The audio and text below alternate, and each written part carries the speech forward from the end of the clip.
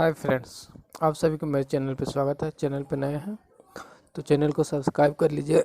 यहाँ पे हम लोग एमएड प्रवेश परीक्षा की तैयारी कर रहे थे, यानी जो भी स्टूडेंट डीएलएड या बीएड किए हुए हैं और डीएलएड के साथ ग्रेजुएशन किए हुए हैं तो एमएड का एग्ज़ाम दे सकते हैं। चलिए, तो एमएड इंट्रेंस टेस्ट की तैयारी कर रहे थे जिसमें हम लोग आदर्शवाद का अध्ययन कर रहे थे।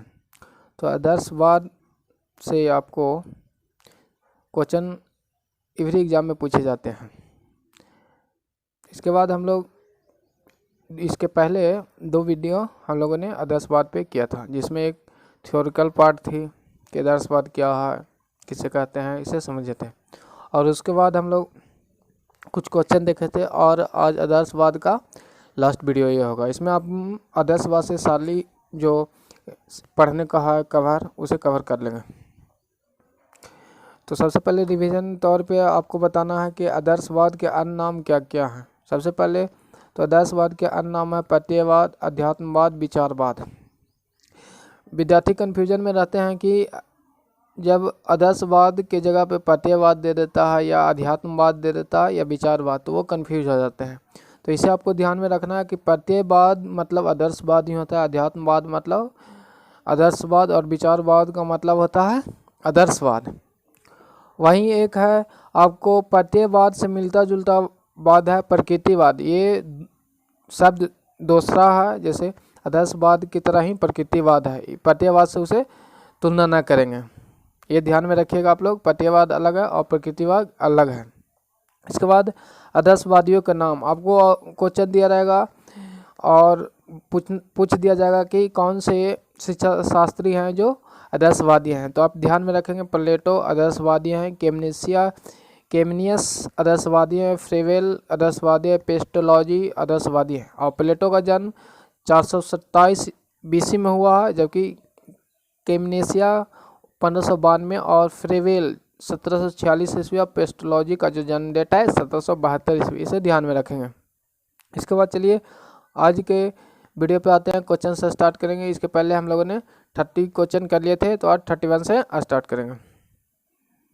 यदि आप चैनल पर नए तो चैनल को सब्सक्राइब कर लीजिए और दोस्तों को जरूर शेयर कीजिएगा। आप लोग की जो कमेंट आते हैं उससे मोटिवेशन मिलता है, तो आप लोग कमेंट जरूर किया कीजिएगा। 31 देखेंगे। आत्मगत प्रत्ययवाद के अनुसार परम तत्व निम्नलिखित है, यानी आत्मगत प्रत्ययवाद के प्रकार है आत्मगत, इसके परम तत्व निम्नलिखित है। इसका सही ऑप्शन हो जाएगा मनस। मनस राइट ऑप्शन है। क्वेश्चन नंबर 32 देखेंगे।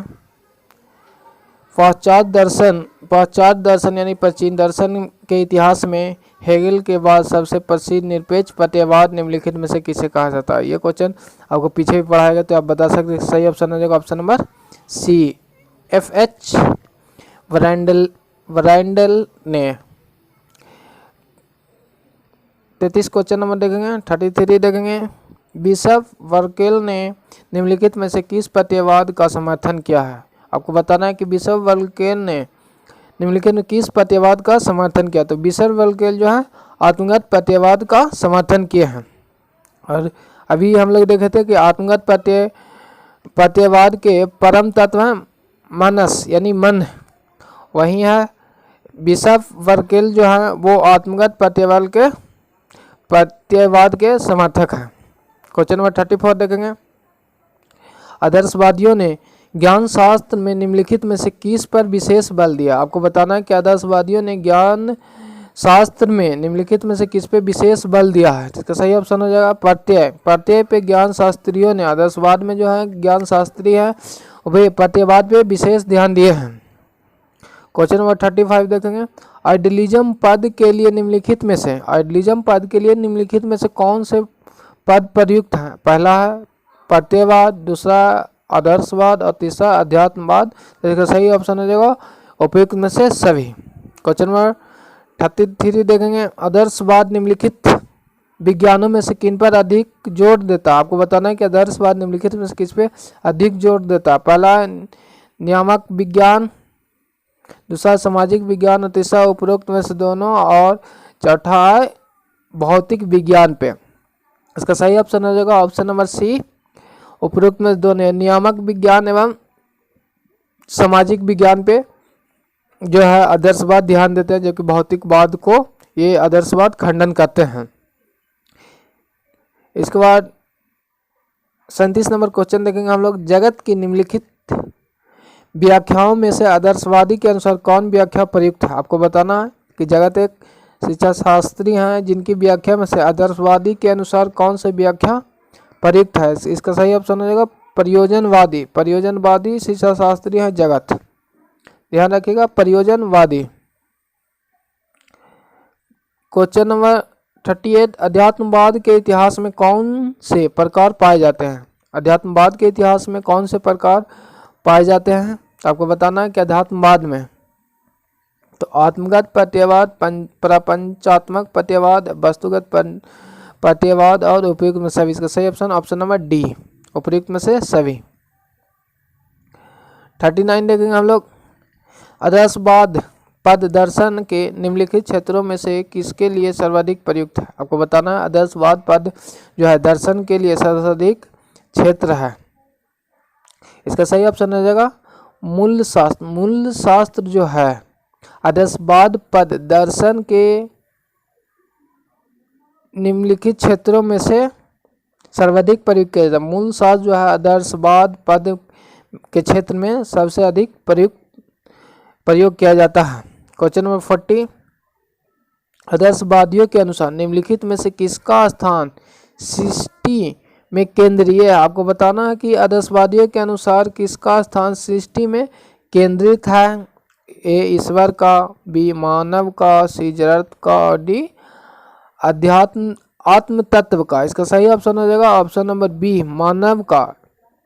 आदर्शवाद जो है मानव का सृष्टि में स्थान केंद्रित बताते हैं, ये भगवान पे विश्वास आदर्शवादी नहीं रखते हैं। क्वेश्चन नंबर 41 देखेंगे। प्रत्ययवाद दर्शन के निम्नलिखित क्षेत्रों में से किस क्षेत्र में विशेषतया लागू होता है? प्रत्ययवाद जो है दर्शन के निम्नलिखित क्षेत्रों में से किस क्षेत्र में विशेषता लागू होता है? तो यह ज्ञान शास्त्र में, ज्ञान शास्त्र में प्रत्ययवाद लागू होता है। क्वेश्चन नंबर 42 देखेंगे। अध्यात्मवाद के अनुसार जगत में परम तत्व निम्नलिखित में से क्या? आपको बताना है अध्यात्मवाद। अध्यात्मवाद बोले तो आदर्शवाद कि जगत क्षेत्र में, जगत में परम तत्व है। परम तत्व है आत्म तत्व, मानस तत्व, प्रत्यय तत्व। तो इसका सही ऑप्शन ऑप्शन नंबर डी हो जाएगा, उपयुक्त में सभी है। यानी आदर्शवाद में जो जगत में परम तत्व है आत्म तत्व, मन तत्व और प्रत्ययवाद प्रत्यय। 43 देखेंगे। मनुष्य की स्वाभाविक शक्तियों का प्रकृति सर्वांगीण और प्रगतिशील विकास की शिक्षा, यह कथन किसका? कथन आपको हमेशा पूछे जाएंगे, 2 से 3 कथन आपको एग्जाम में पूछे जाएंगे, तो इसे ध्यान रखेंगे। तो मनुष्य की स्वाभाविक शक्तियों का प्रकृति सर्वांगीण और प्रगतिशील विकास का शिक्षा, यह पेस्टोलॉजी का कथन है। पेस्टोलॉजी ने कहा कि मनुष्य की स्वाभाविक शक्तियों का प्राकृतिक सर्वांगीण और प्रगतिशील विकास की शिक्षा है। क्वेश्चन नंबर 44 देखेंगे। किसके अनुसार जगत विचारों की सृष्टि है? किसके अनुसार आपको बताना है कि जगत विचारों की सृष्टि है? सही ऑप्शन हो जाएगा प्लेटो। प्लेटो ने कहा है कि जगत विचार सृष्टि है, यानी विचार जो जगत में विचारे हैं वही सृष्टि है। प्लेटो ने बताया था, विचारवाद दिया था, यानी आदर्शवाद के समर्थक हैं प्लेटो। क्वेश्चन नंबर 45 आदर्शवाद के अनुसार मन व पदार्थ है भिन्न, एक और दोनों। ये दोनों है, भिन्न भी है और एक भी है। इसका सही ऑप्शन हो जाएगा ऑप्शन नंबर ए भिन्न है, क्योंकि आदर्शवाद एक का मतलब हुआ मन एवं पदार्थ, यानी मन के साथ भौतिक पदार्थ को तुलना किया जा रहा है बराबर, जबकि आदर्शवाद में इसे खंडन किया जाता है। भौतिकवाद को नगण्य मानते हैं आदर्शवादी। इसका सही ऑप्शन हो जाएगा ऑप्शन नंबर ए। 46 देखेंगे। शिक्षा मनुष्यों के शरीर और आत्म को पूर्णता प्रदान करता है, यह कथन किसका है? शिक्षा मनुष्य के शरीर और आत्म को पूर्णता प्रदान करता है, यह कथन किसका है? तो इसका सही ऑप्शन हो जाएगा प्लेटो का। प्लेटो ने कहा कि शिक्षा मनुष्य के शरीर और आत्म को पूर्णता प्रदान करती है। क्वेश्चन नंबर 47 देखेंगे, भौतिक सृष्टि सत्य का आभास मात्र है। भौतिक सृष्टि जो है सत्य का आभास मात्र है, यह मानना है। यह भी कथन है कि भौतिक सृष्टि सत्य का आभास मात्र है। इसका सही ऑप्शन है आदर्शवादी जो है भौतिक सृष्टि को आभास मात्र मानते हैं, यानी नगण्य मानते हैं। 48, यदि आप चैनल पर नए हैं तो चैनल को जरूर सब्सक्राइब कीजिएगा। कौन से 48 देखेंगे, कौन अनुशासन में दंड को कोई स्थान नहीं देता है। आपको बताना कि कौन जो है अनुशासन में दंड को स्थान नहीं देता है। तो ये फ्रोवेल जो है अनुशासन में दंड का स्थान नहीं देते हैं, जबकि किंडरगार्टन पद्धति का जन्मदाता फ्रोवेल को माना जाता है। नेक्स्ट देखेंगे 49, आगम व निगम विधि को सर्वोत्तम माना जाता है। आगम व निगम विधि ऑप्शन ए डेकार्त और ऑप्शन बी फ्रेवेल ने और ऑप्शन सी अरस्तु और डी है हेगर ने। तो इसका सही ऑप्शन हो जाएगा अरस्तु। आगम निगम विधि जो आपको बीएड में कोर्स करना है, आगम निगम विधि, और ये एग्जाम में हमेशा आपको पूछे जाते हैं, जैसे सीटेट बीटेट में भी आगम निगम विधि आपको एग्जाम में हमेशा पूछे जाते हैं। यदि आप चैनल पर नए हैं तो चैनल को सब्सक्राइब कर लीजिएगा और दोस्तों को जरूर शेयर कीजिएगा। आगम निगम विधि और है इसके बाद तर्क विधि आभास विधि, हेगल ने दिया है तर्क विधि को और आभास विधि पेस्टोलॉजी ने दिया है, जबकि रेन डेकार्त ने सरल से जटिल की ओर विधि दिए हैं। ये ध्यान में रखिएगा।